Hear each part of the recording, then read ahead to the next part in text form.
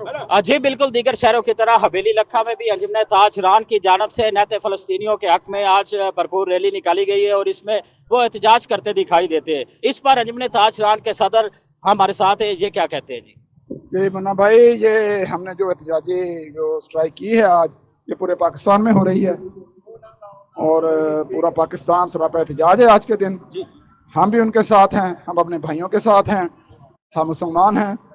मस्जिद अक्सा को आज़ाद करवाना ये हमारी सबकी जिम्मेदारी है और हम अपनी हुकूमत और अपनी फ़ौज के साथ खड़े हैं। हमारी हुकूमत की जिम्मेदारी बनती है कि वो मस्जिद अक्सा को आज़ाद करवाएं। 57 जो कंट्रीज़ हैं उनकी भी ये जिम्मेदारी है, ये सिर्फ पाकिस्तान की जिम्मेदारी नहीं है, तमाम उम्मत की जिम्मेदारी है कि वो इस फितने को ख़त्म करें।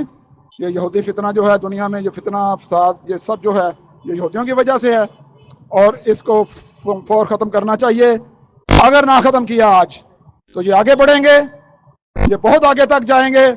मेरी गुजारिश है अपनी बहादुर अफवाज से भी, अपनी हुकूमत पाकिस्तान से भी, कि इस फितने को जड़ से उखाड़ दिया जाए।